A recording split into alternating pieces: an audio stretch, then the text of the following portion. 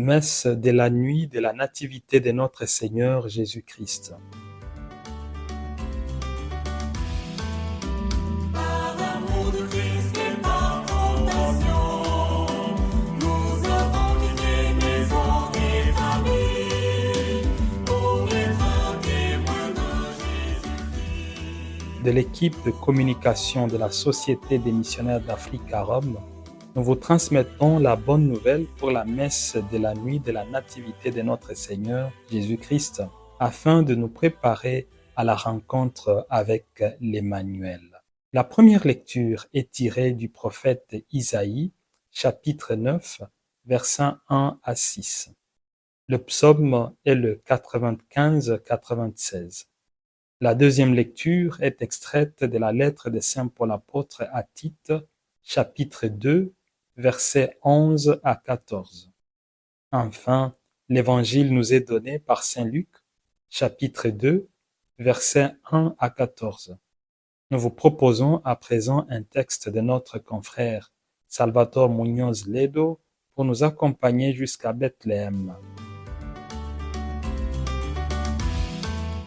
Tous les jours ne sont pas Noël, mais tous les jours sont parfaits pour rendre grâce au Seigneur pour sa présence parmi nous. Pourquoi ? Dans la première lecture, tirée du livre d'Isaïe, est décrite une promesse de libération et d'espoir pour un peuple qui vit dans les ténèbres.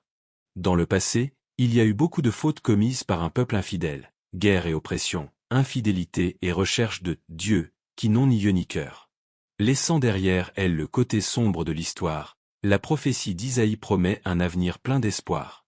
Bien qu'il ne précise pas le moment où cela doit arriver, le Nouveau Testament l'identifie à la naissance de Jésus de Nazareth. Cette même prophétie fait également référence à une des vérités les plus grandes et les plus mystérieuses de la Bible, l'incarnation. Oui, un enfant nous est né, un fils nous a été donné. Sur son épaule est le signe du pouvoir, son nom est proclamé, conseiller merveilleux, Dieu fort, Père à jamais, Prince de la paix. Dieu fera partie de la race humaine. Ce petit nouveau-né est appelé Dieu puissant, Père éternel. Le texte montre à la fois l'humanité et la divinité de Jésus, venu sauver le monde, réconcilier l'humanité avec le Père céleste et établir un royaume éternel de justice et de paix. Dans la deuxième lecture, tirée de la lettre de Saint Paul à Tite, nous lisons avec gratitude que la grâce de Dieu s'est manifestée pour le salut de toute l'humanité et pas seulement pour le peuple d'Israël. Dans ce texte, Paul parle brièvement de la manifestation de la grâce de Dieu, mais en réalité, il en aborde tous les aspects. La manifestation de la grâce couvre toute la vie et le ministère de Jésus-Christ, depuis sa naissance, en passant par la croix, jusqu'à la résurrection, depuis Bethléem jusqu'au mont des Oliviers, depuis les cieux ouverts lorsque les bergers ont entendu les voix des anges chanter, jusqu'aux cieux ouverts lorsque les disciples ont regardé et l'ont vu disparaître dans les nuages du ciel. Dans l'évangile de Saint Luc proclamé aujourd'hui, la venue du Dieu Tout-Puissant entre en contraste avec la naissance d'un bébé vulnérable. L'enfant né à Bethléem dans la chair humaine est le même qui vient comme Verbe divin et qui donne la vie en abondance. C'est le plus grand miracle que Dieu ait accompli. Un enfant faible, dépendant, pauvre, simple, dans le besoin et proche de nous, porte en lui toute la grandeur de Dieu le Père. Si nous écoutons attentivement ce passage de l'Évangile, nous constatons que tout ne tourne pas autour de Jésus. On nous dit qu'il a été emmailloté et couché dans une mangeoire. On nous dit où il est né et qui sont ses parents. On nous dit aussi que les bergers sont venus l'adorer et qu'un chœur d'anges dans le ciel louait Dieu. Jésus reste silencieux, immobile, tandis que tout le monde bouge et parle autour de lui. Il est au centre, tout vient de lui et va vers lui. Un tout petit nouveau-né silencieux, mais capable de donner un sens à tout ce qui se passe autour de lui, attirant tout le monde vers lui, vers sa simplicité, son humilité et sa pauvreté. Ce n'est pas Noël parce qu'aujourd'hui tout brille. C'est Noël parce que Jésus veut et peut être au centre de notre vie.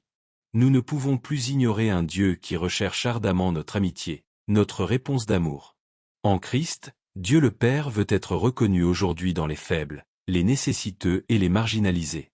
Grâce à sa naissance, les humains peuvent être davantage frères et sœurs et peuvent aussi participer à sa divinité, car Dieu lui-même participe à notre nature humaine.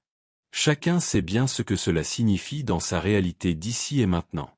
Ouvrons-lui notre cœur et confions-lui toutes nos joies et nos peines, nos espoirs et nos craintes, nos désirs et nos frustrations.